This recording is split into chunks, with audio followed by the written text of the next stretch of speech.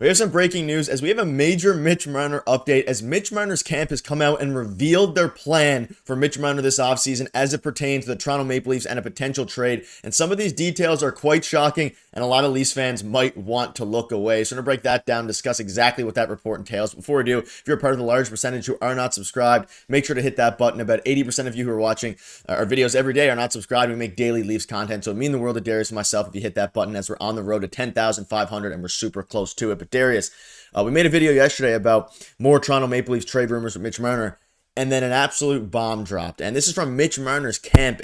Just very surprising stuff coming out today, and let's just dive right into it. Let's not waste any more time. So you can see right here on the left from the Leafs' latest, but this is from Pierre LeBrun, notable insider. He says Marner plans to honor the final year of his contract with the Leafs. Despite fan speculation, Mitch Marner's camp is not pursuing trade options or contract extensions. His agent, Darren Ferris, has confirmed there are no active discussions about a potential trade or extension this summer. Instead, Marner aims to start the upcoming season and evaluate his situation as it unfolds. Now, Darius, we discussed yesterday's video how this is, before we even heard about this, how this is the worst case scenario for the Toronto Maple Leafs. And I want to make something clear. This is from Mitch Marner's camp. This does not mean that the Toronto Maple Leafs aren't necessarily shopping him.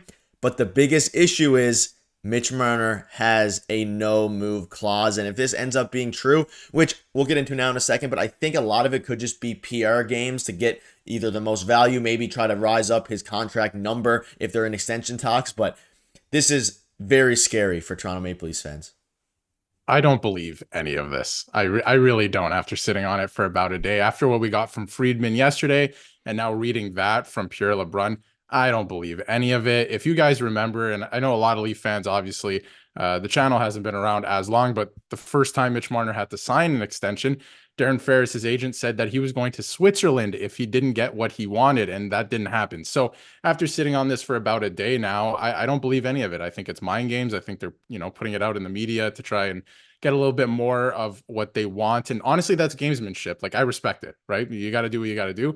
That's all good. But just for me looking at it, I'm not reading too much into this because I still think he can get traded. Like, the Leafs, it's not like they have zero leverage, right? Like, they can make it so maybe he doesn't play. I don't know if it's going to be that extreme, but I think they're going to try and work something out here together. And it could be him staying. It could be, right? We talked about it yesterday. It could be maybe he signs for less, right? And that might work for the Leafs. So, but I just don't believe any of that specifically.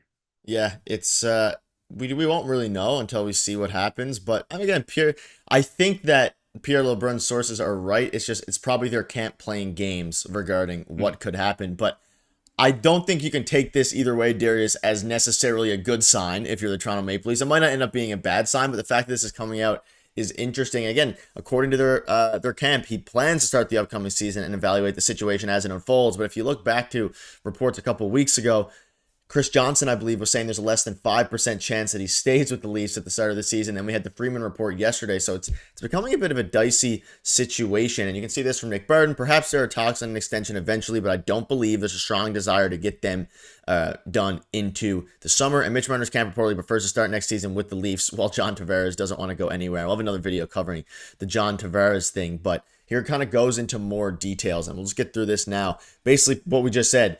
Marner's camp, which is Darren Ferris, and you mentioned the 2018 thing, they've played games in the past. He isn't putting together a list of teams for a potential trade, and this is kind of the key part here. The focus for Marner, who has a full no-move clause, is honoring the remaining year of his contract. Now, if this ends up being true, that's a little scary. It's not the worst case in the world necessarily, but I don't know. That also means he doesn't think there's an appetite for extension. So in theory, if what they're saying is true, and I know you said you probably don't believe it, but if it is true, that means that Marner will start the season with the Leafs and they'll go from there about an extension or a potential trade, meaning that if they do end up trading him, it would have to be at the deadline.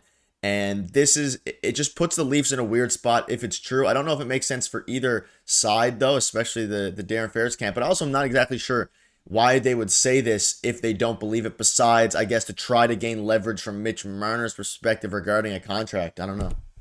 I'm happy you bring up the trade deadline thing because I saw a lot yesterday on social media and comments and all that about how he would be worth more at the trade deadline. It makes no sense in my eyes, right? How would you be able to trade an $11 million player at the trade deadline? No team can take that on. Everyone's against the cap, right? if you can do it in the summer, there's more flexibility, more teams for the Leafs have more flexibility. Maybe they haven't signed people yet in free agency, and other teams have flexibility. So to put that to bed, at least that's my thoughts. But yeah, it's just an interesting situation, really. Like, I wonder if they just want them to sign an extension. I wonder if that's what this is, to kind of lean towards that way to stay in Toronto. But the other thing I find interesting too, besides money and term and all of that, for his camp and for the Leafs themselves, think about what happens if Mitch Marner comes back next season, right? I talked about it yesterday. Whether you like it or not, I feel like he's been vilified. And I don't think he's necessarily to be blamed solely for what's happened with the Leafs here. I don't personally, right? But I think he's the odd man out because of his contract and age. So you have to think about that. He's going to come back, and what's the temperature going to be around Mitch Marner? It's not going to be great, I don't think. So I think you have to take that into consideration too with everything. Maybe it is time for him to move on. Who's to say that that's actually going to happen? I can absolutely see a world where he comes back next year, but I'm just not sure it's the right choice for him or the Leafs at this point. Like, I think the Leafs have to build, even if they lose a trade, they have to build the team around Austin Matthews, William Nylander, the guys who are here and signed long term, better. Yeah, and you go back again. If you missed yesterday's video, feel free to check it out. But obviously, Mitch Marner, 85 points. We all know he's a great player. He's on an expiring deal after this year. But if you go back to Freeman's score from yesterday, so don't be surprised if the Marner situation plays out over the next season in Toronto. If the contract demands on both sides are crazy, it could lead to a divorce. But on June 2nd, I'm not certain that Marner will be traded. This dropped 2 days ago, and then yesterday is when the new report dropped. So it lends some credence to this potentially at least being leaked from Mitch Marner's camp of being true. Whether they actually want to do that is still up in the air. But I think the point you make about it being a contract extension is probably the likeliest outcome here, because him saying all of this doesn't make a whole lot of sense if they're pushing for a trade. It does make sense if they're pushing for the Leafs to pay not necessarily more than the other teams, but even at the number that they want, that they think would be competitive with other teams. It's been pretty public that, at least as of when the season ended, that Marner wanted to stay in Toronto, and as a matter of the Leafs potentially not wanting him back because of the core four shakeup, Craig Berube, all these things. So this makes a lot of sense if the Leafs are trying to push for a Marner extension. And obviously his camp and agent want Marner to get the most money, which is their goal. 100%. And I think that this is probably what they're doing. But if they don't come to terms on that, I can't see them declining a trade to somewhere that will give them the most money guaranteed if they agree to that upon a trade in the offseason right now, before the season starts, that is. And I don't think I can blame them for that. Like, obviously you want to get yourself and your, client the most amount of money. I don't blame that for that, them for that, but it doesn't work for the Leafs at this point. So I think the most likely outcome is either Mitch Marner resigns for a lesser AAV, which I don't see happening because he's still young and he can make a lot of money if he were to play somewhere else, or maybe a sign and trade, right? Something like that, where you get the extension in place and then you send him off to another team. You get something great in return because that team knows he'll be there for the next 8 years or whatever it is. So I think that's the best outcome probably for both parties.